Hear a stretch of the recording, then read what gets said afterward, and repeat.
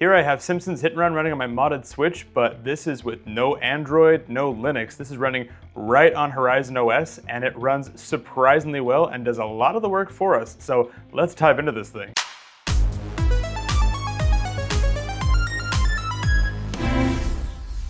Real quick, if you're new here, hey, I'm Coulter. On this channel we cover retro handhelds, weird PC builds, and generally janky tech projects kind of like this. So if that sounds like your speed, be sure to subscribe down below so you can catch the future videos. So earlier this morning, I saw Tico 0.7 blowing up on Twitter, with the big headline being that you can run both GameCube and Wii games right on Horizon OS without having to boot into Linux or Android, and the initial results were quite surprising. And so obviously, I had to try that out same day and get out a video to you guys so we can be right on that cool trend going on here in the modded Switch community. We'll get into the features and why this is a big deal in a second, but right off the bat, as you can see, it's running quite well, all with the convenience of not having to reboot all the way into a whole different operating system. This is right from Horizon OS, and I can just bail right out and hop into other games like that. But first, what even is Tico? I honestly hadn't heard of it before this morning, and it's actually the first custom emulation front end for the Nintendo Switch. It's a controller-first native C++ written interface that runs directly out of Horizon OS, which is what the stock operating system is called in Switch, as a homebrew app. But what I'm really impressed by, and evidently their whole thing, is that it feels like a console UI, not a dev tool. Think of it more like an emulation dashboard the Switch never really shipped with. And you can see as we flip around just the consoles here, it's got very pretty UI, all these little icons and these little subtle background graphics from the artwork. We'll talk about this later, but it has like retro achievements built into it. It's got this whole kind of 3DS Wii U looking interface here on the front. Like, this is definitely made to feel polished and to feel like you're in a separate whole console interface here, which I love. Definitely a step up from RetroArch out of the box, and that's effectively what they're trying to be. Kind of like that app for macOS that does all the RetroArch stuff for you, makes it really pretty and native feeling on macOS. That's what this is doing. It's built natively for ARM64, no web views, no heavy frameworks, and there's a chance you heard of it in its old name, which was Tico, and it was renamed to Tico around 0.4.0 when the project apparently got a full visual overhaul, giving us what we see now. And this project is actually only about 5 to 6 months old. Like, it was in its first alpha release just toward the end of last year. So for emulation projects, this is evolving at a pretty fast pace. As you can see, it supports many other platforms aside from Wii and GameCube. Those are just the new kids on the block, but it supports Dreamcast and Game Boy, Game Boy Advance, Game Gear, Master System, N64, PlayStation, PSP, Sega Saturn, Super Nintendo, all those good guys. So yeah, really gearing up to be a kind of RetroArch alternative here. And then the big news today is that when you hop into the settings and go down to the experimental tab, we see enable Dolphin core, GameCube and Wii. And yes, you do have to go in and turn that on. And you notice down here it says this requires locking the CPU GPU clocks to 1785, 768 megahertz respectively, which means that to get this running at the decent frame rates you just saw earlier, it's implementing those reasonable overclocks out of the box for us, which is super nice. If you're not super comfy using sysclock, then this will get you to a pretty safe overclock that's well within reasonable limits to help get some good FPS out of your GameCube and Wii titles on here. But of course, it's up to us to monitor our own temps, because as with all things modded Switch, it's a use at your own risk, of course. And along those same lines, it should be noted this is very much an alpha build. There are crashes, there are bugs, there are hiccups, there are compatibility issues. There is only a small amount of games listed on the GitHub of confirmed working and not working compatibility. I'm sure that list will grow pretty fast, but right now I think there's maybe like 10 games on GameCube and 5 on Wii that are documented, so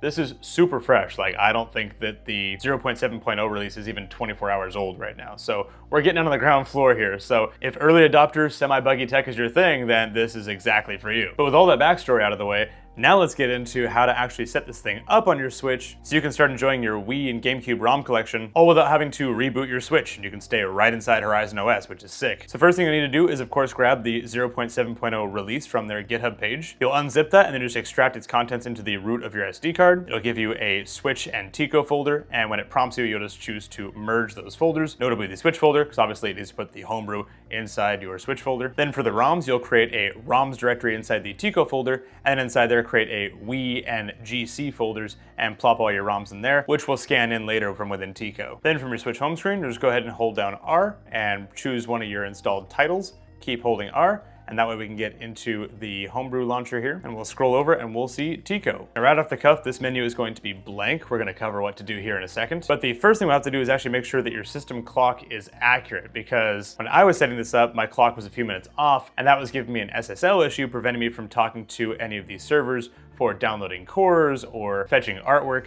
And so for most of you, if you follow my previous tutorials about setting up the hats pack on your Switch, you can just press L, D-pad down, and right stick to open the Ultra Hand menu, hop down to Quick NTP, and then just press Sync Time. And that will sync your system time with some network server. And if indeed you did need to fix something, you might have to close and reopen Tico here, but if all is well, you should be able to hit the plus button and go to the settings page. And then after enabling the experimental Dolphin core, then you can hop up to updates and you want to download the Dolphin core, which will be at the bottom of the list here. And then while we're in the settings, the next thing you'll probably want to do is go ahead and populate a Steam Grid DB API key. That's so you can scrape your cover art, which I love doing because I love a pretty library. And so with those two things done, then on this screen, we'll go ahead and hit the right bumper, and that'll take us over to the game select. And this is kind of like the equivalent of like the library screen on your iPhone, where you see all the apps, but you can choose what you want to pin to the home screen.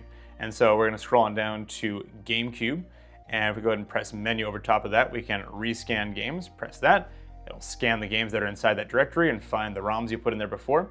And you notice I'm missing my artwork for these two here, and if you did indeed put your Steam Game DB key in there, you can press the plus over each game, hit find cover, match up the game, choose the artwork you like, and boom, we got our artwork. And so I'll do that for this next game too, of course, for Simpsons Hit and Run, because it is a beautiful game. It's gonna give you a lot of options. I don't want the Xbox art here, I just want the bog standard Simpsons Hit and Run artwork, which is great. Perfect, now we're looking pretty.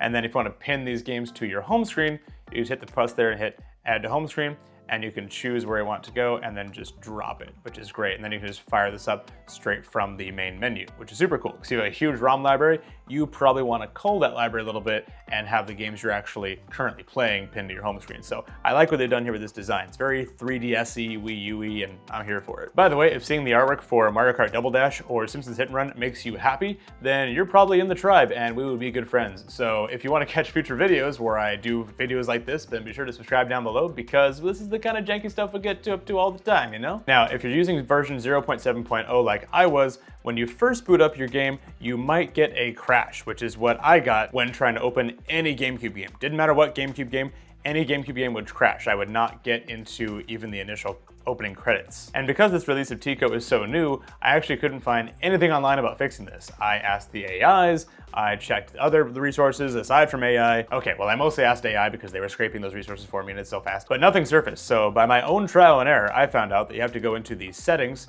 go down to emulator, hop over to Dolphin, and this is where you'll find some very, it's up there. This is where you'll find some very familiar settings about the emulation speed and the internal resolution and the graphics hacks and all that good stuff.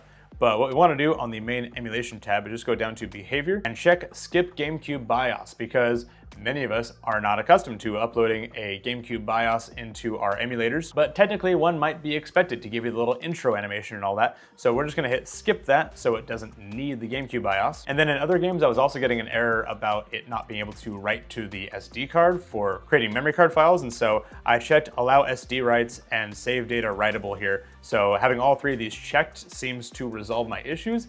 And honestly, as far as settings go, that's all I've played with in here. So it's possible that playing with, you know, anti-aliasing and shader compilation and various hacks and all that might get you even better performance on Wii and GameCube titles, but for me, the defaults seem to work pretty well. But if you find some settings that really grease the wheels for you, then please share a comment in the comments below, and I'd be happy to pin some findings and, you know, share with the class in that way. Something you'd like to share with the class, Turd Melon? And speaking of that, as mentioned, this is going to automatically apply some sysclock overclocks here to get some better performance out of this, especially while we're on Horizon OS, because we're a little bit more bottlenecked here than we would be on Linux or even to some degree Android. But if you find some settings that keep the temperatures consistently cool while also getting us a bit smoother 60 FPS in these titles, then definitely share those settings below too, because like I said, this just dropped today and I haven't had too much time to play with this, but I would love to see what you guys do with this cool Tico update. As for Wii, you may be wondering, hey, Coulter, how do we do like motion controls and all that stuff and like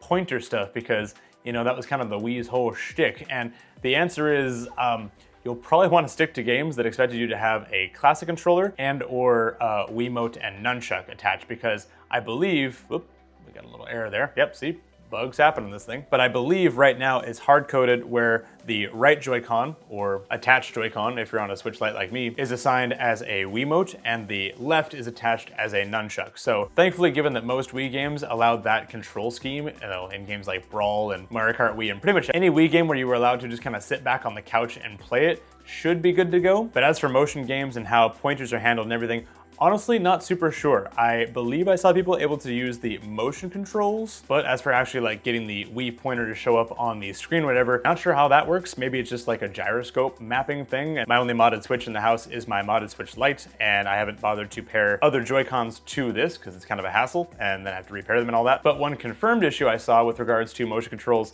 is that, like I said, you are hard-coded to have a nunchuck attached. And so if you're trying to play Wii Bowling, it doesn't let you play Wii Bowling with a nunchuck attached. And so I'm sure in future updates there will be more configurability as to what the controllers are mapped to for Dolphin. But right now, plan to stick with Wii games that give you a controller scheme. Although, as you can see, neither of my Wii games appear to be booting, neither Lego Batman or Mario Kart Wii. Mario Kart Wii is still giving me this could not read to right from the Wii system memory, so not sure if this is just an incompatible game. Lego Batman didn't even load past the title screen, so right now it's probably more of a GameCube heavy win, which I'm not arguing with because I have a huge GameCube library that I love, and also a lot of it I have not played yet. But this is a great time to showcase the little niceties that Tico bakes in, such as the in-game menu. And if you know, straight up Dolphin doesn't really have this, but this is using the, I believe, the Dolphin Libre Retro core, but within Tico. And so Tico adds the whole little menu here where if you hold down minus and then plus, you get a lovely little in-game menu here where you can save states, load states, adjust a few settings,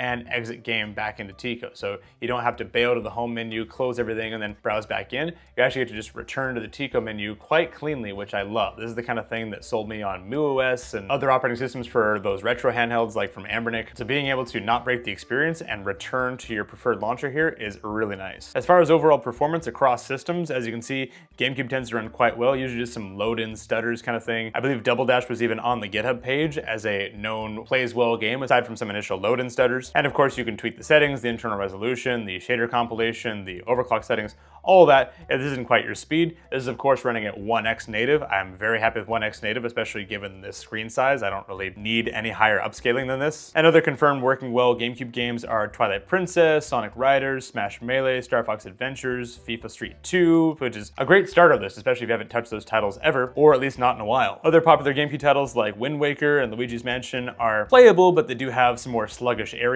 And the very small list of confirmed compatible Wii games are currently Rayman Origins, Muramasa the Demon Blade, Rhythm Haven Fever, and it also has a growing list of known broken ones such as Call of Duty Modern Warfare 3, which, as we all know, is the best way to play Call of Duty is on the Wii. If you watch this part in the video and you're still asking, Coulter, why does this really matter though? I can already play these games in other ways and even on a modded Switch. And the big win here is that both GameCube and Wii were really only playable on this relatively weak hardware by having to install an entirely different operating system on your modded Switch, which is either Android or Linux, which takes up a lot of space, is a bit of a tedious install process, which I did make a whole video trying to make that a lot easier on you guys, so check that out if you want to go down that route. But also just kind of breaks the cohesive gaming experience. Like Horizon OS is very controller forward, whereas having to boot up a whole different operating system and punch in your password and install any updates and navigate the little mouse pointer and all that and type in things on the virtual keyboard, it really breaks the illusion. It's like using Windows instead of Bazzite or SteamOS, which is not really what we're here for. Whereas opening just another app in Horizon OS is super easy and aligns with that controller forward console experience we like to maintain on,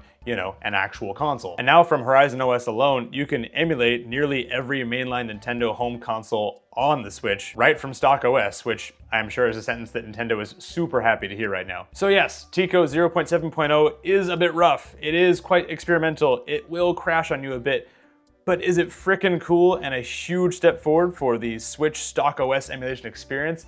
Heck yes it is. And for something that just dropped like today, it is a surprisingly delightful experience. Like, you know, look at this. I'm playing The Incredibles for GameCube, which obviously, goated game if you don't know. And it's playing it as smooth as the GameCube was able to play it. And now even, what are we, 8 years after the initial Switch launch, the modded Switch experience just keeps getting better and better thanks to the Switch community. So thank you again to all the devs and modders who worked on this project and all the other projects that make this possible on the modded Switch. This is just super cool and makes my millennial self very happy. But let me know in the comments which GameCube or Wii game you're gonna be firing up first on this guy. And Seriously, if you've got the motion controls figured out and you're playing Wii Tennis on this thing, or better Dolphin settings that you can flip around to get some better performance here, definitely let me know in the comments so I can pin those and share with the class. And also, if you have a modded Switch and a Wii U that you want to marry together, you might like my video from last week where I turned this Switch Lite into a fully working Wii U gamepad for my Wii U, which was a super sick project. But thank you guys so much for watching, and I'll see you in the next one.